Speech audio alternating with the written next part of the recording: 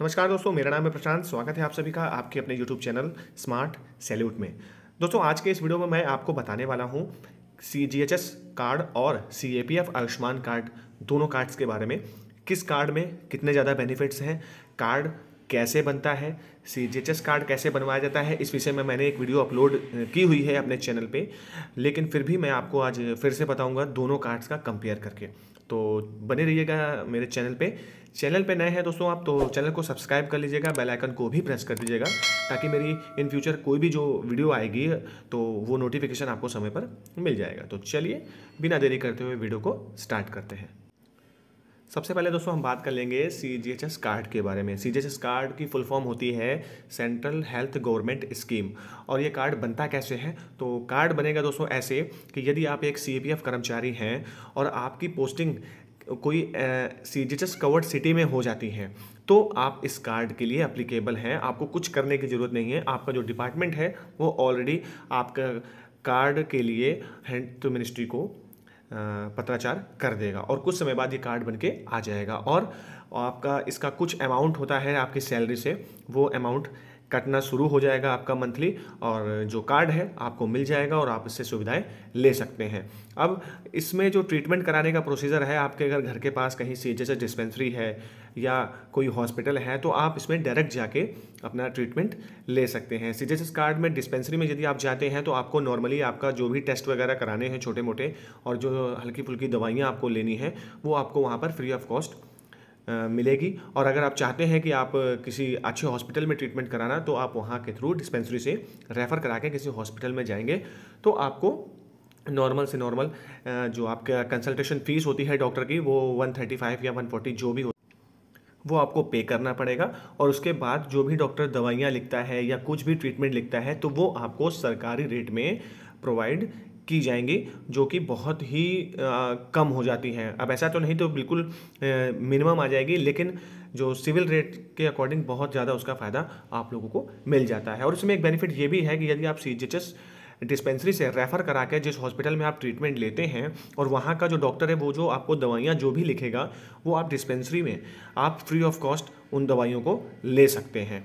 तो इससे एक ये भी बेनिफिट होता है कि आपका जो दवाइयों का खर्चा है वो कम हो जाता है।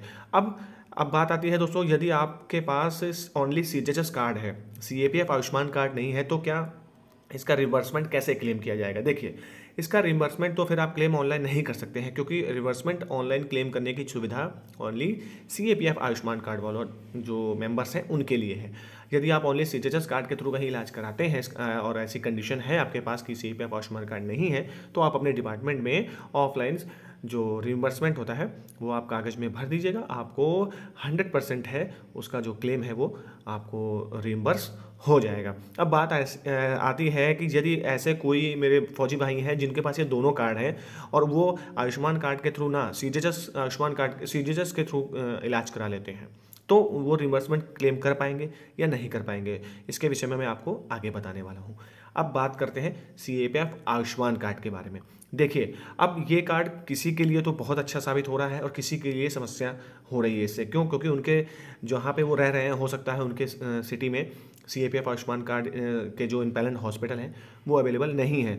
तो उनके लिए क्या ऑप्शन है इस कार्ड से, वो कैसे फ़ायदा ले सकते हैं, ट्रीटमेंट ले सकते हैं, वो मैं अभी बताने वाला हूँ आपको। देखिए, CAPF आयुष्मान कार्ड का सबसे एक मेन बनाने का तरीका यही है कि आपका जो भी आपके सर्विस बुक में जितने भी फैमिली मेम्बर्स आया हो गया, आपका नाम तो होगा ही, उसमें जिनका भी नाम है वो आपकी यूनिट हेल्थ मिनिस्ट्री को फॉरवर्ड करती है उनके नामों को। और जब वहाँ हेल्थ मिनिस्ट्री पूरा देख लेती है, सब कुछ चेक कर लेती है, उसके बाद वो आपका कार्ड वहाँ से बनके आपको आ जाता है। फिर आपको ये कार्ड को किसी भी डिस्ट्रिक्ट हॉस्पिटल से, या आप तो यूनिट में ही कार्ड का L1 और L2 हो रहा है तो आप यहीं से अपना BIS करवा सकते हैं और आपका कार्ड एक्टिवेट हो जाता है। अब इसमें सबसे मेन चीज़ ये है दोस्तों कि यदि आप किसी गवर्नमेंट डॉक्टर से रेफ़र करा के किसी भी इम्पैनल्ड हॉस्पिटल में चले जाते हैं, तो आपको वहाँ पर फ्री ऑफ कॉस्ट ट्रीटमेंट दिया जाएगा, कैशलेस ट्रीटमेंट प्रोवाइड किया जाएगा, एक भी पैसा आपका जेब से नहीं लगेगा। CGHS में ऐसा नहीं है, वहाँ पर आपको पैसा पे करना पड़ जाता है। लेकिन यहाँ पर आपको सिर्फ ओनली कंसल्टेशन फ़ीस जो है वो हो सकता हो 135 रुपये लगेगी, अदरवाइज सब कुछ टोटल आपको फ्री ऑफ कॉस्ट प्रोवाइड किया जाएगा। फिर दूसरा बेनिफिट देखिए ये आता है कि यदि आप रेफ़र करा के नहीं चाहते हैं, इमरजेंसी केस में है आपके पास और आप सीधे इम्पैनल्ड हॉस्पिटल में चले गए हैं, तो भी आपको free of cost treatment provide किया जाएगा, क्योंकि इमरजेंसी में रेफ़र की ज़रूरत नहीं होती है। बस इस चीज़ का विशेष ध्यान रखिएगा कि जब आप ट्रीटमेंट लेते हैं तो आपको इमरजेंसी सर्टिफिकेट वहाँ से बनवाना है।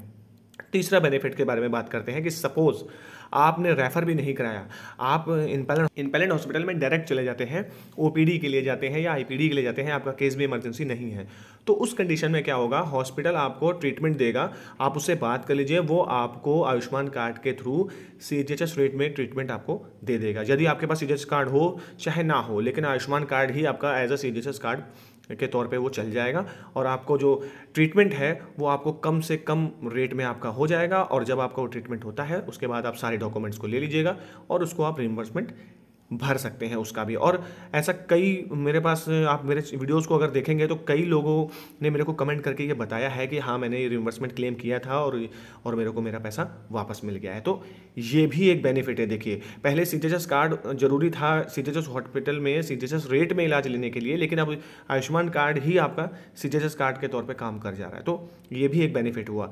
अब बात कर लेते हैं कि यदि आप इम्पैनल्ड हॉस्पिटल में भी नहीं गए, किसी ऐसे हॉस्पिटल में चले गए जिसका नाम ही नहीं है हॉस्पिटल इम्पैनल्ड लिस्ट में कि हाँ भाई ये एक सीएपीएफ आयुष्मान इम्पैनल्ड है या सीजीएचएस इम्पैनल्ड है, फिर भी यदि आप इलाज कराते हैं, आपको अगर पूरा पैसा भी आपने दे दिया है तो कोई प्रॉब्लम नहीं है। आप जब उसको भी रिइंबर्समेंट क्लेम कर सकते हैं, आप जब उसको रिइंबर्समेंट क्लेम करेंगे तो भी आपको सीजीएचएस रेट में उसका पैसा आपको मिल जाएगा। लेकिन आपने जो भी इलाज कराया है उसके सारे डॉक्यूमेंट्स, जितने भी रिलेटेड डॉक्यूमेंट्स हैं वो आपको वहाँ पोर्टल में अपलोड करने पड़ेंगे, सही ढंग से अपलोड। यदि आप सही तरीके से अपलोड करेंगे दोस्तों डॉक्यूमेंट्स को, तो आपका जो क्लेम है वो 100% है सीजीएचएस रेट में अप्रूव होगा और आपका पैसा आपको मिल जाएगा। भले वो थोड़ा सा टाइम लग जाए मिलने में, बट आपका पैसा आपको मिल जाएगा। अब बात कर लेते हैं कि यदि आपने सीजीएचएस कार्ड के थ्रू इलाज करा लिया और क्या उसको आप ऑनलाइन इसमें सीएपीएफ आयुष्मान कार्ड के पोर्टल में क्लेम कर सकते हैं, तो जी हाँ बिल्कुल कर सकते हैं। ऐसे कोई प्रॉब्लम नहीं है कि जब आप इलाज कराने जाएंगे तो आपसे वहाँ पे सीएपीएफ आयुष्मान कार्ड या ऐसा कुछ है।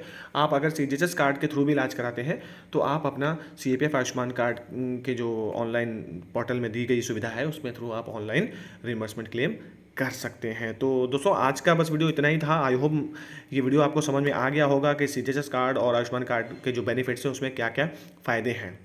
तो अगर वीडियो पसंद आया दोस्तों तो प्लीज़ वीडियो को लाइक कर दीजिएगा, कमेंट करिएगा। चैनल पे अभी आप नए हैं तो चैनल को सब्सक्राइब भी कर दीजिएगा ताकि मेरे को ऐसे मोटिवेशन मिलता रहेगा। तो चलिए मिलते हैं अगले वीडियो में एक नए टॉपिक के साथ, तब तक के लिए।